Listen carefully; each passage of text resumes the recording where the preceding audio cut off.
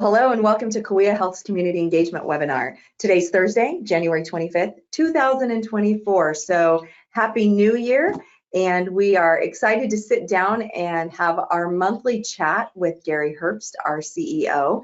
We have some questions that have been sent in advance, but like every time we tell you, please chat at us if you have a question that you would like an answer to. It's always our privilege to get to sit down and share what's happening at Kaweah Health, and we consider it an honor to be able to be as transparent as possible and to keep our community up to date on current events here at Kaweah. So welcome, Gary. Yeah, thank you, Deborah. Happy New Year. Happy New Year to you. Mm-hmm. It feels like we've been away for a while, but you I know really we have. Yeah, we had obviously the holidays, and sometimes we take a little bit of time off, and then we held one of our first in-person town hall meetings at the 210 Cafe or 210 Mm-hmm. Club, 210 Cafe. Cafe 210. And that was a lot of fun. Yeah, it was. Yeah, so I think we kind of substituted Yeah. that town hall for one of our community engagement huddles. So, but hopefully it's like riding a bike. And it is. I'm not too rusty, or we are not too rusty. Well, you know, I don't even know how many we've done since 2020. We started these in March of 2020 during COVID, and when COVID shut everything down. And what started out as just an informational thing where we were keeping the community up to date on what was happening at COVID turned into really an avenue for us to be able to share everything about Kaweah Health, because there are so many things in the community that are not true about Kaweah Health and about the services that we offer. And we get those questions often, and we get a lot of messages and text messages saying, hey, do you offer this? And one of the hardest things, and what we tried to do with rebranding Kaweah Health, was letting people know that our services expand outside of the main hospital campus. Right.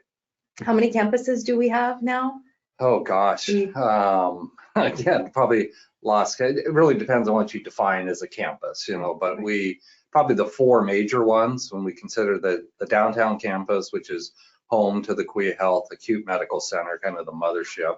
And then over on Court Street, we have our 54-bed long-term care hospital, urgent care, and then on our West Campus, where we have acute rehab and the lifestyle center and Sequoia Regional Cancer Center and our mental health hospital.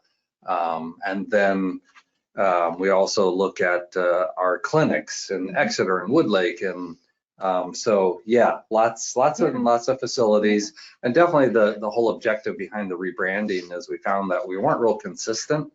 In fact, a lot of them consistent in naming, and a lot of them you would have no idea that they had any association with Kaweah Health at all.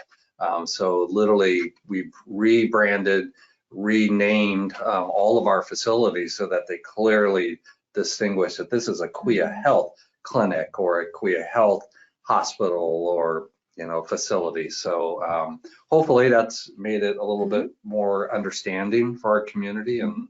And when we talk health system, Kaweah has the ability to care for you from birth to death. Actually, pre-birth.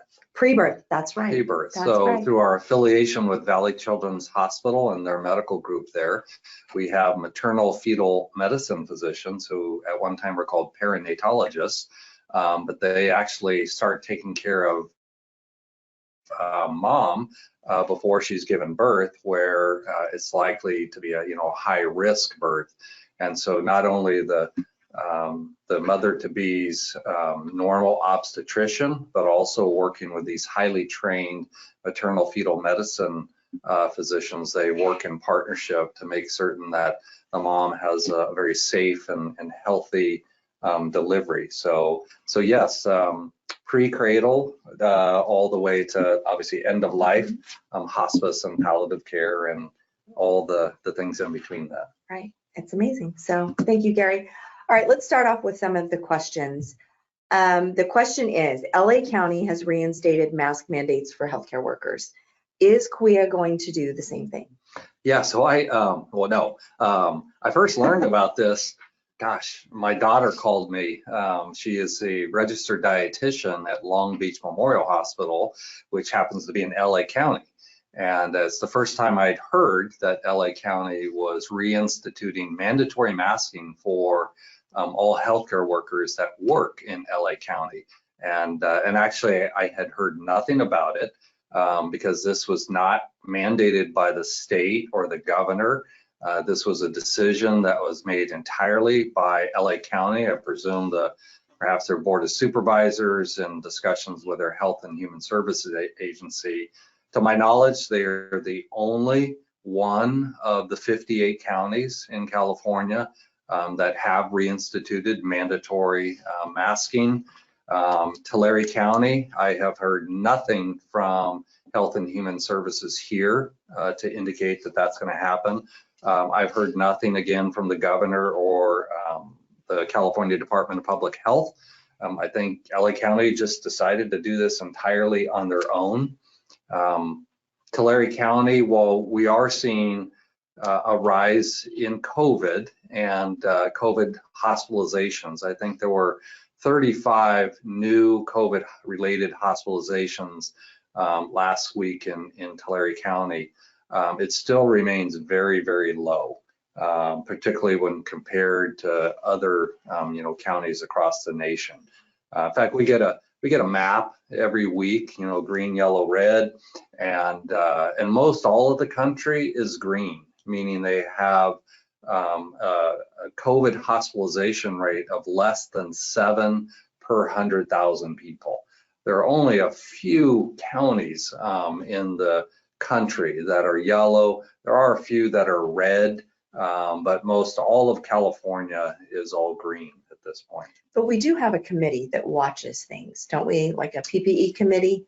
Well, we actually, our infection prevention department, Kathy Whitman in particular, every week, we get a report on the prevalence of influenza, RSV, COVID.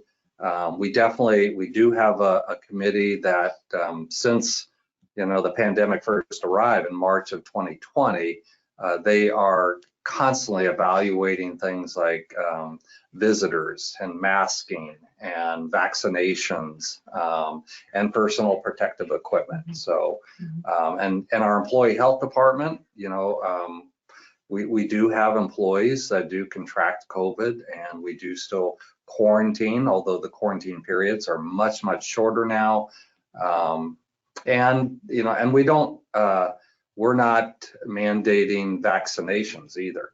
And I don't believe that LA, I may be wrong about that, because I think my daughter was required to get the latest booster, work as a healthcare worker in LA County. But again, we have the only thing that the governor, you may recall, mandated that all healthcare workers have had the initial round of vaccination and then had to have that first booster. And that was required unless you filed for a religious or medical exemption. But there has been nothing subsequent to that first booster that has been mandated. And I think I talked to a healthcare worker the other day here in Tulare County, by their own decision making, has had 5 or 6 boosters. So every single booster that's come out, over the course of the pandemic, there are certain individuals that, have been getting them, and then many that haven't either. So of these respiratory illnesses, and we're going to talk about them a little bit more when we talk about the emergency department, but are they COVID related? Is it RSV? Is it just other respiratory viruses? Yeah, it's all of the above. So we definitely were in the midst of the season, which kind of officially kicks off around the 1st of November and generally ends around the first part of April. I think we're seeing a pretty mild flu season this year, but we definitely are seeing confirmed cases of influenza, predominantly influenza A and not B, although we are seeing some B as well. cases of RSV, cases of COVID, but also many other viruses. In fact, one I'd never heard of before, although maybe this is simple pneumonia, but metapneumovirus, rhinovirus, and other viruses, which are always out there, because we have a lot of people that get sick with symptoms that appear to be cold-like, maybe flu-like, but then they get tested for the flu and COVID and RSV, and they test negative, but they're still sick and likely sick with a respiratory virus. So like every, winter, we have lots of viruses that have been going around, and it seems like everybody is sick these days, although that's kind of subsided, and Kathy Whitman says it appears that this year's flu season peaked around the end of December. So we might be on the downside of this year's respiratory season, which would be wonderful, because the hospital, we're still really, really busy. I reported last night to our board at our monthly board meeting that yesterday morning we were 102% occupied in the acute medical center. So every bed was full. We actually are overflowing medical surgical patients into our critical care units, opening up pods to put them there. Yesterday morning, we had 31 patients that a decision had been made to admit them to a bed, but we didn't have a bed available. So they were holding in the emergency department. So, and a lot of it is respiratory related. And so we're very much looking forward to the end of the respiratory season. Okay, so speaking of the emergency department, let's just jump to the third question. The comment or the question is, it seems like people are waiting a long time for care in the emergency department. You just said we were holding 31 patients last night. So I've got 3 questions based on that comment. Does Kaweah, start with the first one, does Kaweah push out information encouraging community members to use urgent cares instead of the ED? Yes, for the last several years, including this year, we've run a number of targeted campaigns, usually through social media platforms, Facebook and Twitter or X now, these many different social platforms. And so specific campaigns to better educate and inform our community about the differences between an emergency department and an urgent care center, or even one of our clinics, a rural health clinic or a walk-in clinic, or your physician's office. And so we talk about those differences, and we provide examples of the types of things, injuries or illnesses that you should go to the ED for versus going to an urgent care center and so forth. So you can probably never over-inform the public. Definitely what we're seeing is a lower influenza vaccination rate. And so that's a little bit disconcerting. I think we're going to have to kind of double down. Ever since COVID, fewer and fewer people are getting vaccinated for the flu since COVID arrived. And maybe they're just vaccination weary, that they were getting all these vaccinations for COVID. And we did see, because people were staying away from one another, even during the holiday season and so forth, during kind of the peak of COVID, that the presence of flu plummeted. But now we're back together. We're gathering for holidays, and we've kind of moved on from COVID. And so, but people haven't returned to getting their routine flu vaccination. We also, we had a number of patients, elderly patients, that definitely would have been candidates for the flu vaccine, that ended up being admitted to the hospital for RSV. And none of them, 100% of them, were vaccinated for RSV, which this year we saw a new RSV vaccine come onto the market. But all of those that were admitted with RSVP, none of them, or RSV, none of RSV, none of them had been vaccinated for that particular virus. So, but You know yes, what I'm seeing though, Gary, yeah. and I'm seeing that now after we've gone through the pandemic, people are much more aware and are staying away if they're sick. Do you feel like that kind of brought it more to our attention? Because I remember 10 years ago, we used to come to work sick.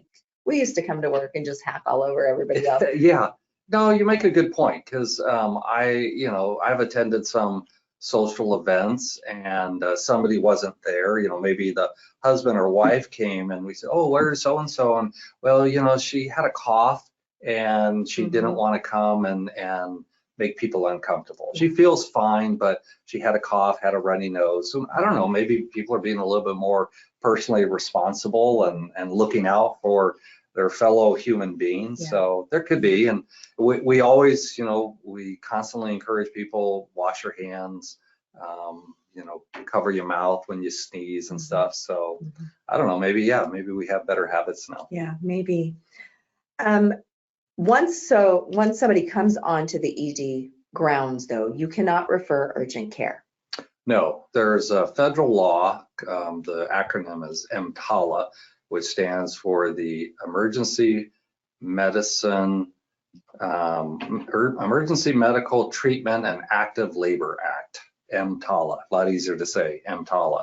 And so it's a federal law that requires any hospital that has an emergency department that if somebody presents to your emergency department, you must stabilize and treat as necessary. So even if they're coming for a non-emergent condition, it could be just a cold, could be a stomach ache or an ear infection or something like that.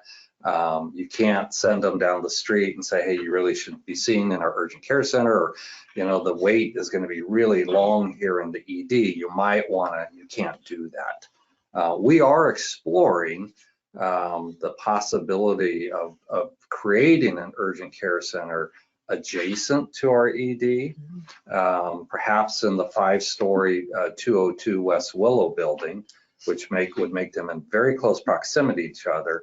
But even if they were there, if they came to the ED, we could not send them just 50 feet away to that urgent care center.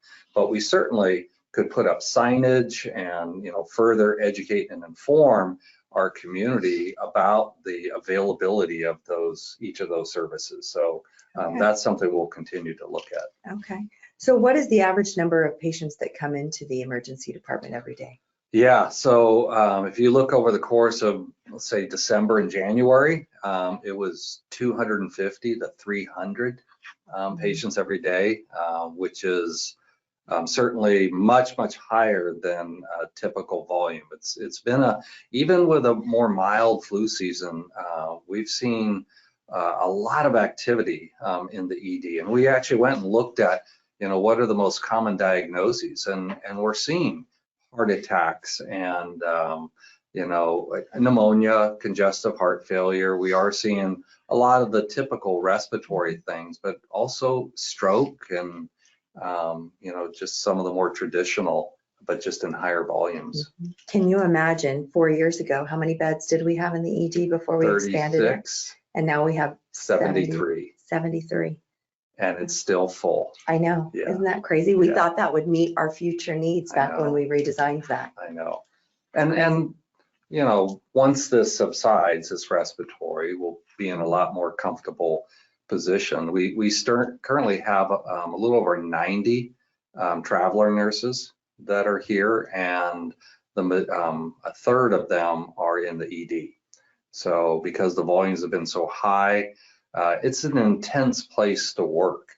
If you're a nurse, it can be pretty intimidating. And we want more experienced nurses working in the ED, labor and delivery, critical care. And so it is the area that we've been most impacted from a staffing standpoint, and I've had to use more traveler nurses than other areas. So we keep hearing that we just live in a sick county, but couldn't this growth, I know you think, or you just said that it might go down once RSV and respiratory season is over. But we had a lot of growth in our area during COVID. So could that rise in patients that are going to the ED be based on our population growth, and it might not go away? Well, I think the answer is yes to both. So certainly, I mean, even if we didn't have a sicker population compared to other hospitals or communities and so forth, just the sheer growth in population, even if your utilization rates of the ED stayed the same, just as more people start living in your community is naturally going to increase the actual number of visits to the emergency department in a given year, even if the rate of visitation stayed the same, just the natural population growth. But there's a number of things that have been occurring. So as our population has grown and Tulare County, approaching 500,000, we are now down to 3 emergency departments for that entire county. So there's Kaweah, CRVU Hospital in Porterville, Adventist Hospital in Tulare. They're just the 3 hospitals that have an emergency department in their communities. And of those 3, we're the only trauma center. So ambulances, if you're having a heart attack or a stroke or a neurosurgical issue, you're coming to Kaweah by ambulance. So we are going to get a disproportionate number of ED visits just by virtue of the services that we have available at our hospital and in our ED that are not available in these other 2 hospitals. So that certainly is contributing to higher volumes. The closure of Lindsay Hospital and Alta Hospital in Dinuba and the hospital in Kingsburg and the closure of Exeter Hospital, who all had emergency departments at one time. Now they've been closed for a very long time, so that's not the reason for the current impact. But the truth is, we do have a sicker population than most counties, unfortunately. If you look at the health conditions or factors that are published by the state every year, and they publish them for all 58 counties. So if you were to look at where does Tulare County rank among some of those important health factors? And so, for instance, we rank 57th out of 58 county in terms of health behaviors, our lifestyles, how we eat, exercise or no exercise, smoking, drug use, alcohol use. So just our health lifestyle, we rank second to last in the county. We ranked 43rd out of 58 in clinical care, the availability of clinical care. Tulare County has one of the lowest physician to population ratios in all of the state. We're at about half the number of primary care physicians per 1,000 population than the average of the state. And we rank 55th in both social and economic factors and physical environment. So those are reflections of the health or non-health, of our county. You also look at the social determinants of health. And so again, food insecurity, housing instability, a high rate of poverty, lower education than some other counties. And so just awareness of healthy eating and healthy lifestyles. We have one of the highest diabetic populations in the United States per 100,000. High rates of congestive heart failure and COPD, high rates of valley fever and asthma and so forth. So both environmental factors as well as just socioeconomic conditions in our county do lead to a sicker population. So I absolutely believe that the high volume of ED visits is directly correlated to that having a unhealthier population. Also, it's, with less access to timely primary and specialty care for many of our residents, their conditions exacerbate to the point that they have to come to the ED, where you and I, who have a primary care physician that we can see timely when we're not feeling well, and so we can get an antibiotic, we can get some kind of treatment that keeps us from having to go to the ED or having to go to the hospital.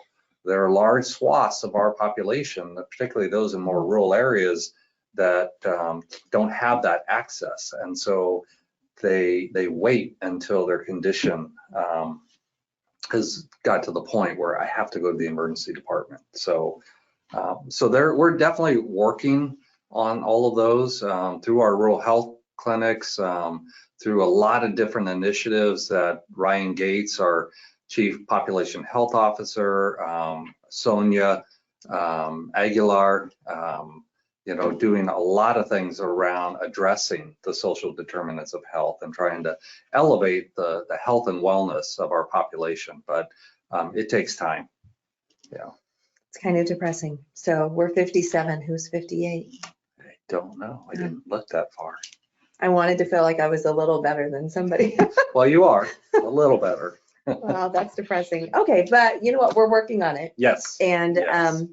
I don't think we've had a webinar since we opened our industrial park clinic. So we talked about it a lot. I think we probably mentioned it a few times on here, but the industrial clinic is up and running. Yes, I think we had our grand opening in September. And so the plan is to offer an array of different services. So occupational health medicine and workers' compensation care. So injured employees. Just read an article yesterday or the day before, just huge projects going on in the industrial park, which is really exciting. A lot of very large employers going in, Amazon and UPS and Smuckers, jelly and jam. I didn't know that Smuckers had gone into the industrial park, but a lot of employers very excited about particularly that occupational health and the workers' comp. But also we want to provide prompt care or walk-in care, primary care. So those are all in the plan.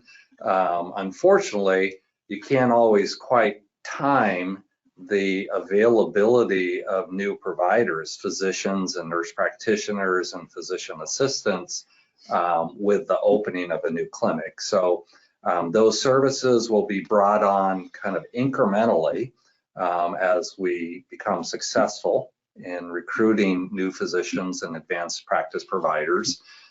Right now, we are primarily focused on occupational health services because that's really what our clients, our customers, those businesses out there need right now.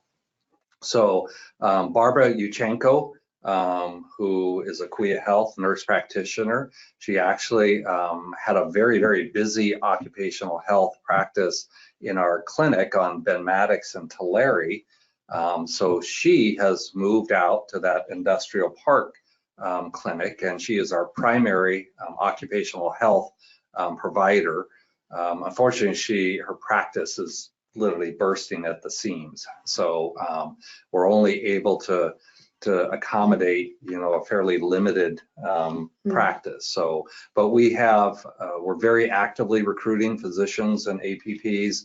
We have a number of offers that are out, and we hope that in the coming weeks that we'll be able to bring them on board and start expanding the services. But we're really excited what the future looks like out there. Yeah, awesome. Okay, question. Can you explain the difference between our partnerships with the Cleveland Clinic and our partnership with Stanford? Yes, so in January 2019, we entered into a formal affiliation agreement with the Cleveland Clinic Cardiac Institute. world-renowned, nationally ranked as the #1 cardiovascular surgery program in the United States for probably close to 28 years. We became only their second affiliate in California. We had been doing a little bit of work with them, some consulting work, right about the time that we were being named for, I don't know how many years in a row, as one of the top 50 cardiac surgery programs in the country, which really kind of caught their attention. And they saw just the wonderful things that we were doing in cardiovascular care. And so we entered into that formal affiliation agreement, and we still are in that agreement with them. That affiliation, really what it brought to Kaweah was, #1, maybe some name recognition, but it also gave us access to the best practices in cardiology and cardiothoracic surgery that the Cleveland Clinic had employed. It allowed us to access many of the supplier contracts that they had for purchasing, stents and valves and pacemakers and things of that nature. And we saved well over $1 million a year by being able to piggyback their contracts as opposed to buying off our direct contracts. Allows us to send people back to Cleveland Clinic for training. They also have brought consultants on site to look at our workflows and around both cardiology and the cardiac cath lab and the cardiac surgery labs to help us become more efficient and streamlined. And so that really, and we also, they assist us in our peer review. And so if we, want to have them look at particular cases, like how could we have done something different? They helped us implement what they, a thoughtful pause, so that before you take somebody to the cath lab, you very carefully, or is this really a candidate? Should this patient really be going to the cath lab, or should we try to first treat them medically with medicines and other approaches? So they really have been focused on the program itself. So the relationship with now Stanford is actually with the Stanford Health Cardiothoracic Medical Group. So not so much Stanford Health, the hospital or the health organization, but the cardiothoracic physician group under Dr. Joseph Wu, who's a renowned cardiothoracic surgeon. He's the head of the cardiac surgery program at Stanford. But our relationship with them was to help us bring cardiothoracic surgeons to Kaweah Health. And so most recently, they helped us recruit Dr. Michael McLean, who is a highly skilled cardiothoracic surgeon. So they recruited him. He joined the Stanford Health Cardiac Surgery Medical Group. He is on the faculty at Stanford Medical School, but he has been placed in Visalia. So he lives and practices here. And so we are continuing to work with Stanford to recruit 2 additional cardiothoracic surgeons that would join Dr. McLean. And so we would have 3 full-time cardiothoracic surgeons, all part of the Stanford Cardiac Surgery Group. And so very different, one is more around the program and best practices and that affiliation with Cleveland Clinic versus the surgeons themselves. And so they're very complementary. I do suspect at some point we will probably end the relationship with the Cleveland Clinic, and perhaps, Stanford Health is ranked #1 in the state of California in cardiothoracic surgery. So they're not a distant second from the Cleveland Clinic, and they're certainly much more known, in the valley here. People in Visalia very familiar with Stanford, have a high regard for them, and if it's a very complex cardiothoracic case that we can't do, then, we have this relationship with Stanford Health. And it's not that short of a distance or that long of a distance, Stanford Health, whereas flying to Cleveland, Ohio for that is much, much different. So I think that will, when our agreement expires with the Cleveland Clinic, I think we'll be looking to likely end that. Okay. All right. So we need both right now. Yeah, they both provide tremendous benefit, and certainly we've received great value from the Cleveland Clinic over these 5 years. Okay. So regarding doctors, if Kaweah does not employ doctors, why do we market them and assist them in building their practices? Yeah, great question. So I don't know if I've ever addressed this before, but in the state of California and about a handful of other states, it's against the law for hospitals to employ doctors. So no hospital in the state of California actually has their doctors as employees. But if you go to many other hospitals, the doctor is employed just like you and me, and they get a W-2 from their employer. But in California, there's called the Corporate Practice of Medicine that was created, I think, back in the 1930s. And I think physicians were understandably concerned, perhaps back then, that corporate healthcare would exert too much influence over physician decision making. And so they created this separation that still exists today.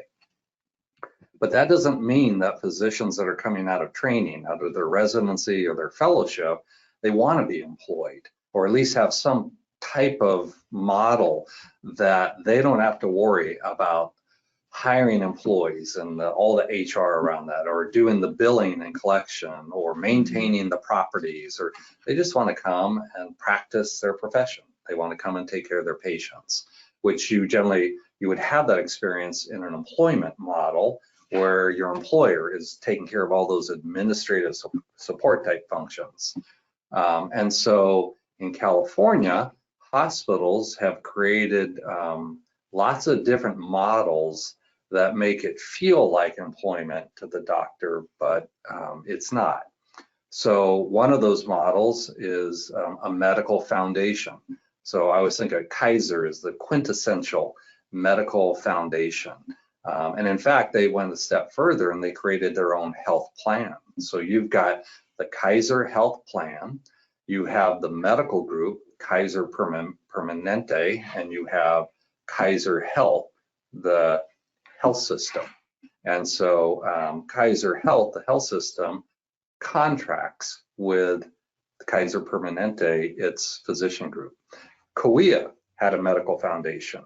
It still has it, but we contracted with Visalia Medical Clinic for that 7-year period, and that relationship ended.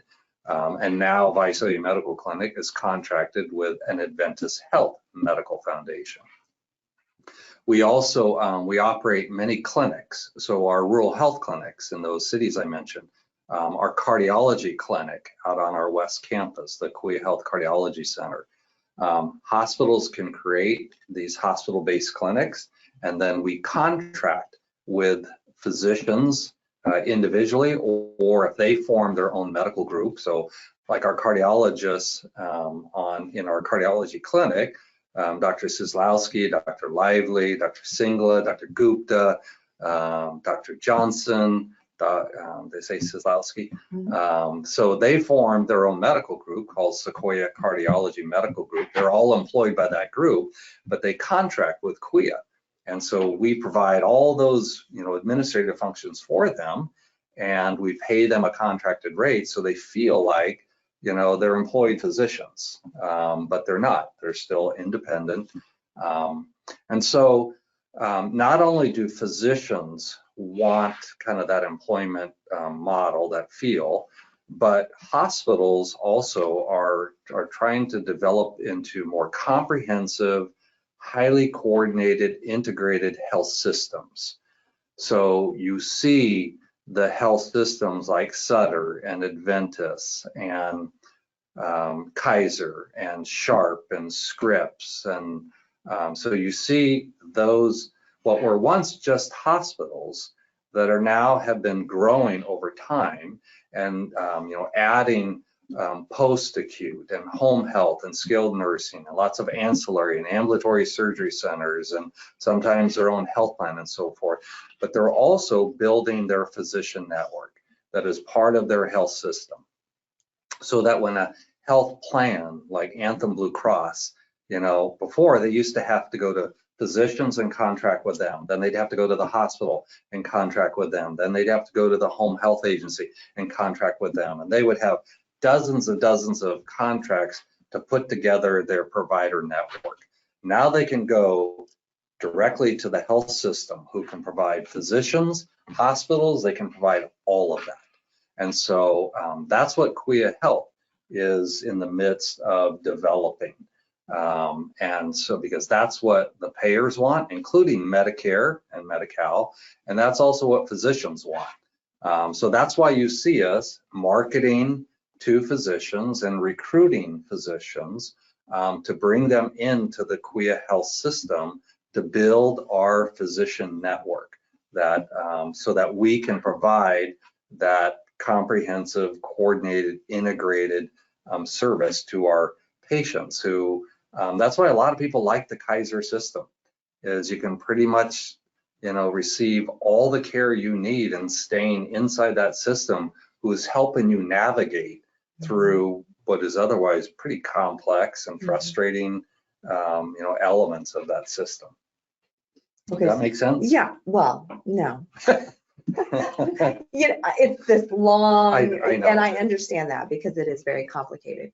But if a physician is not employed by us, what is their accountability to us? Well, there are many physicians that are in their own medical groups, they're sole practitioners, lots of different ways that physicians can live and practice in our community. But if they want to work at Kaweah, they have to apply for privileges to work here. And they start with the formal medical staff, the medical staff in our medical staff office. So we have the Kaweah Health medical staff that has almost 700 providers in it, physicians, nurse practitioners, physician assistants, certified registered nurse anesthetists. And so that's the medical staff, which is because of that California law and because they're not employed by Kaweah, they're self-governing. They elect their own president. They essentially have their own board of directors that they call the Medical Executive Committee. And if a provider wants to work at Kaweah, they have to apply to the medical staff for privileges. The medical staff then vets them, looks at their qualifications, their experiences. It goes through a formal credentialing committee. And if they meet all of those criteria, then the credentialing committee advances that application to the medical executive committee, the board of the medical staff. If they support that granting of those privileges, then it goes to the Kaweah Health Board of Directors, who ultimately has responsibility for granting privileges to providers to work in Kaweah Health facilities. So that's where some of that accountability starts, because you have to abide by both the medical staff and the hospital's code of conduct, our behavioral standards of performance, the bylaws and so forth. And not only, that initial application, but ongoing. Generally, privileges are provided on a 2-year basis. And so every 2 years, that physician, that provider is reevaluated in terms of their clinical performance, their behavioral performance. And so that process of re-credentialing, of renewing their privileges, goes through that same process I just described. The medical staff also has a formal peer review function. And so they are continuously evaluating the quality and the safety of care being provided by those providers. And so even without employment, there's still a lot of touch points of personal ownership and accountability, and because we only want, highly skilled, competent, qualified providers that are providing that care to our patients and to our community. So if a patient has a complaint about a doctor, they go to the hospital or they go to the medical staff? So generally they'll, report it to the hospital, and that's always, obviously we're getting into a lot of complexity here, but a patient doesn't really know, they don't know the corporate practice of medicine. They don't know that this doctor that's taking care of them is not an employee of Kaweah.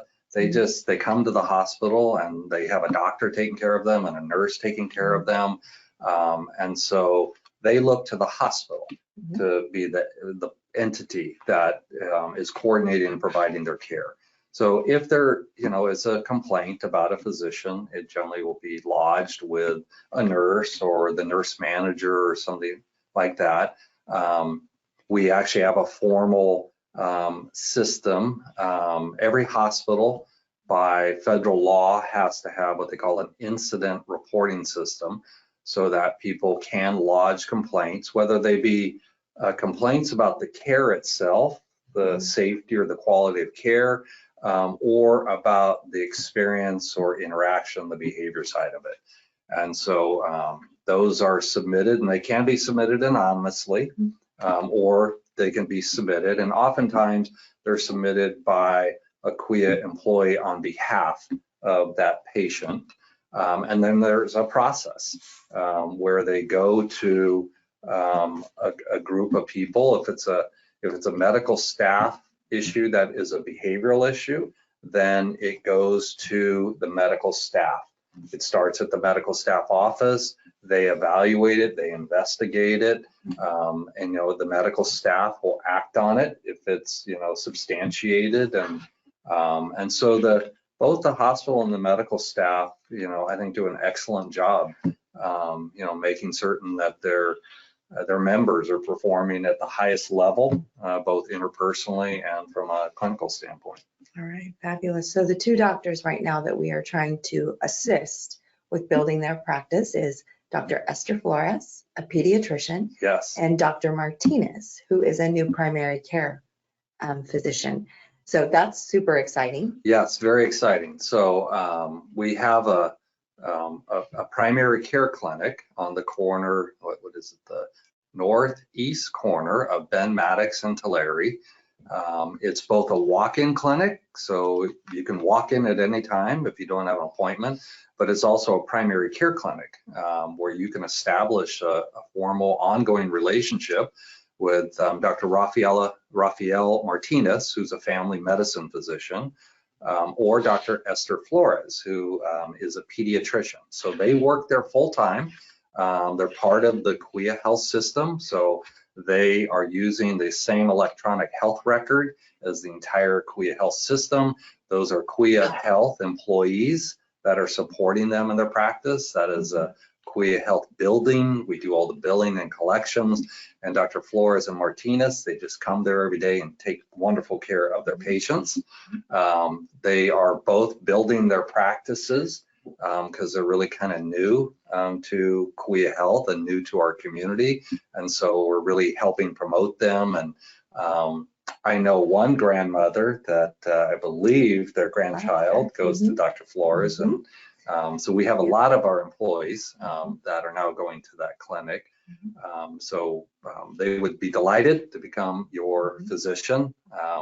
And then also I mentioned Dr. Michael McLean. He joined us in mid-October, our cardiothoracic surgeon. So he's a wonderful physician. The staff love him, his patients love him. Cardiologists have quickly developed a lot of confidence in him and are referring their patients to him. And so we're helping him build his practice as well. And Dr. Martinez is local, correct? Was he a local boy?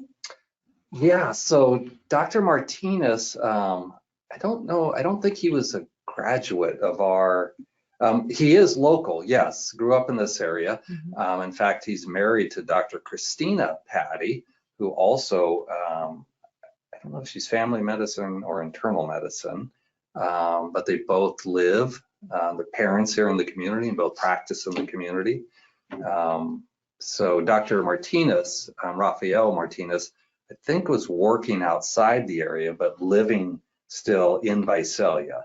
And so we were excited to bring him to be able to actually practice in Visalia as well. So very cool. yes.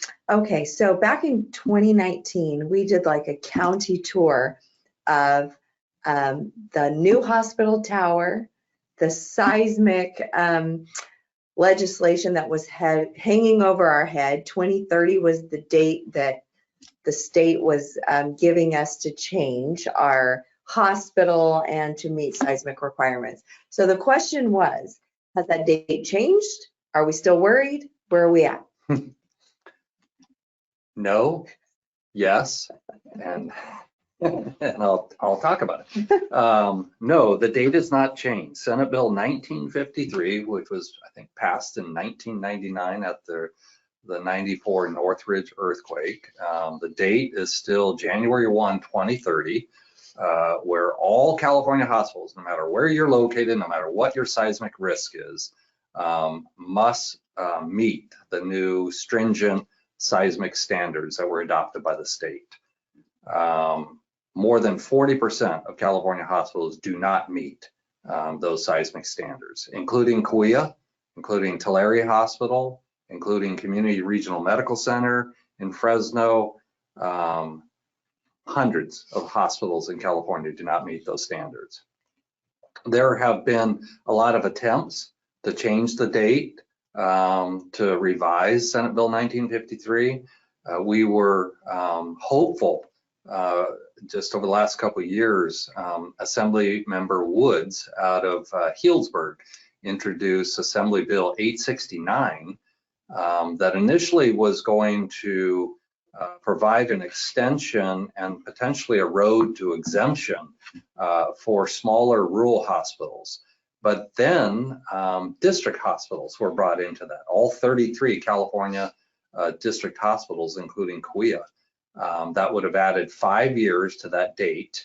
And if a hospital could demonstrate at the end of 5 years that it still could not afford to replace or retrofit its non-compliant space, that exemption or that extension would be granted indefinitely until the state of California provided the funds to the hospital to come into compliance. So we've done a tremendous amount of planning and working with our one of our community advisory committees, the Hospital of the Future Committee. We designed a 10-story, $730 million replacement tower that would replace all 206 beds that are in the Mineral King wing of the downtown campus, which is the non-compliant space, as well as add about 34 new beds for future growth. So unfortunately, while that assembly bill passed through the assembly on a vote of 80-0, no opposition whatsoever from either the legislature or any of the unions who have been really pushing back at all other attempts to change the law. The bill looks like it's going to die, and that's very unfortunate. But I spoke just a couple weeks ago to one of the senior executives at the California Hospital Association, and she said that seismic relief, particularly on the heels of the pandemic and the financial devastation that it has caused to the California hospital industry, that they are going to work in a bipartisan manner to introduce new legislation that would grant relief from SB 1953, and that may not be a one-size-fits-all, that hopefully it will look differently at areas that have greater seismic risk and those that don't. Tulare County, Visalia in particular, has an incredibly low seismic risk. A geological study was conducted by the federal government a number of years ago and determined that there would be a 0.01% chance that Kaweah Health, the Mineral King, would collapse in the event of a major earthquake. We're too far away, 10 miles away from the San Andreas Fault. Our geology is more rolling than jarring. But under the current law, we don't care about that. Under a potential new law, that would be taken into account. We're not in San Francisco, we're not in LA, we're not in Northridge. And then also to look at the fiscal, circumstances of a hospital. 62%, we still, we're number one in the state of California in terms of having the highest Medi-Cal enrollment of any county in the state, which puts us at a very unique financial disadvantage to a lot of other hospitals. We don't have the financial capability of spending $730 million on a replacement hospital. So I'm hopeful that something will come out of this bipartisan effort. I want to thank our senator, Shannon Grove, our state senator, who has been a huge ally of Kaweah Health. She's really gone to bat for us many times, and she plans on advocating strongly for Kaweah as they take on this seismic effort. So unfortunately, we're kind of at a standstill right now, and we're only 6 years away from that date. So something's got to happen. It seems so far away at one point, right? And now it's knocking on our door. Yeah. Okay, last question, and I only have a few minutes for you to answer it, but what are the chances that we'll be able to get a new Da Vinci robot and another MRI machine? Yeah, so technology has become so critically important now in delivering that, highly safe, high quality care. We do have one of the newest models of the intuitive Da Vinci robot. I don't know if it's the SI version, but extensively used by our urologists, our gynecologists, our general surgeons. They couldn't live without it. And so that robot is in constant use. I want to thank the Kaweah Health Hospital Foundation for making that possible. It was through their fundraising efforts that we purchased our very first robot. And then they helped us purchase this new, much more advanced model that replaced that original robot. But I know that our surgeons and proceduralists would love to have a second robot.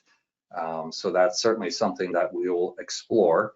Unfortunately, we don't have the fiscal bandwidth to support that second robot right now. We do have 2 MRI machines, one in the main hospital, which unfortunately was down for the entire day last Monday. So that had a pretty profound impact on our throughput and being able to provide those MRIs timely. And then we have a very, very busy MRI machine that's out on our West Campus that we're actually thinking about going to opening on Saturdays to be able to do MRI scans, because sometimes it can take 2 to 3 months. I, in fact, had to have an MRI on my back, and I waited 6 weeks to get in. So the CEO doesn't get any special treatment. I was in line. You don't get to go to the front of the line. No, I don't. I would not want to do that. But great staff and great technology and everything. We did, again, through the help of the Hospital Foundation, we purchased and installed our third CT scanner in the main hospital. So we have 3 scanners that are humming 24 hours a day. It's unfortunately, well, not unfortunately, but the CT scanner has essentially replaced the stethoscope as the technology of choice. I think 40% of our emergency department patients receive a CT scan because it just can reveal so much for you, much more so than obviously a stethoscope. So, I don't know, I certainly, I know our foundation is wrapping up its modernization 2.0 campaign, and bless you to those of you that supported it. I know a tremendous amount of generosity comes from this community, and we're very, very grateful for that. So, we'll, generally the foundation always wants to have a campaign going on. And so once this is kind of settled down, They'll kind of assess, what are the most important needs of the organization, and perhaps a second Da Vinci robot, another Okay, MRI. put it into perspective. How much does a Da Vinci cost? A Da Vinci is about $3 million. And what about an MRI? MRI is probably pushing $2 million. Okay.